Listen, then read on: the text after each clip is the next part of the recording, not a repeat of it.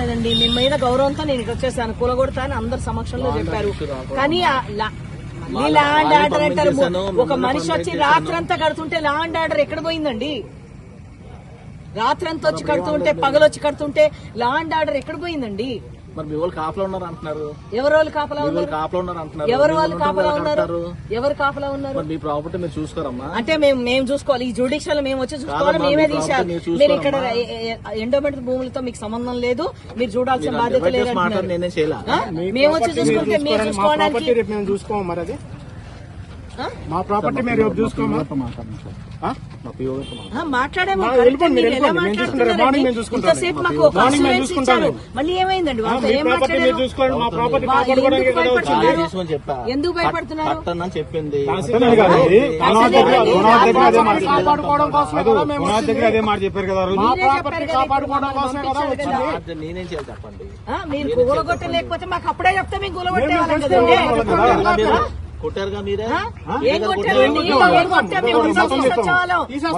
మీరు AP government నుంచి వచ్చిన రెవెన్యూ గానీ పోలీస్ గానీ అడ్డం జరగండి మేడం, మేము తీసేస్తామని అస్యూరెన్స్ ఇస్తేనే కదండి ఇక్కడ వచ్చి నిలబడ్డాం. ఎందుకండి మీరు మాట మార్చి మమ్మల్ని ఎందుకంటే మేము తీసేస్తామన్నాం కదా, మీరు తీస్తారా మేము తీస్తామని కూడా అడిగాను కదా. పోనీ మీరు అదన్నా మాకు అవకాశం ఇవ్వాలి కదా. మేము రాత్రులు కడుతుంటే మేము చూడాలి, మీరే కాపలా కాసుకోండి అని ఇట్లా అంటే అందరం గవర్నమెంట్ డిపార్ట్మెంట్ లో పనిచేస్తున్నామండి. ఇలా చేస్తే ఎట్లాగా చెప్పండి? కోర్టుకు పోతే నేను చూడలేదు, నా కళ్ళు కప్పిపోయినాయి అంటే నేను చెప్పగలనండి? నా ముందర జరుగుతుందా? నాకు ఇంత పని లేదా? నాకు ఇంత జ్యూడిక్షన్ ఉంది, నాకు స్టాఫ్ లేరు, ఇవన్నీ ఏంటండి? మీ మీద నమ్మకంతో ఇంత దూరం వచ్చి ఉట్టి కూర్చున్నాం కదండి ఇక్కడ. తహసీల్దార్ గారు మీరు రిలీవ్ అయ్యిండ్రు, మిమ్మల్ని గౌరవంతో వారు పంపించారు. మరి మీరు వచ్చి ఆ మాట ధైర్యంగా తీసి వెళ్ళిపోతే మీకు ఏంటి ప్రాబ్లం?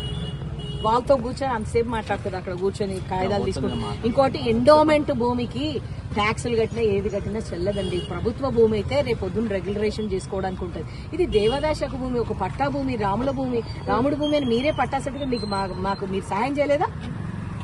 ఏంటండి ఇప్పుడు వచ్చేసరికి వాళ్ళకి భయపడేది? ఒక ఇల్లుని 2 నెలల కిందట కూలగొట్టడానికి పోయి బేస్మెంట్ ఉంచారు. ఆ రోజే ఆ బేస్మెంట్ తీసింటే ఈ రోజు ఇంతవరకు వచ్చేది కాదు కదండి. ఏమనంటేనే మీరు కాపలా కాసుకోండి అంటారు. మరి అదే మాట చెప్తే ఇందాకే కూలగొట్టుకునే వాళ్ళం కదండి. ఎంతమందిని వచ్చాము, ఎంతమంది మేము అందరం పొద్దునుంచి తిండి తిప్పలు లేకుండా తిరుగుతున్నాం. అక్కడే తీసేసుకునే వాళ్ళం కదండి మేము.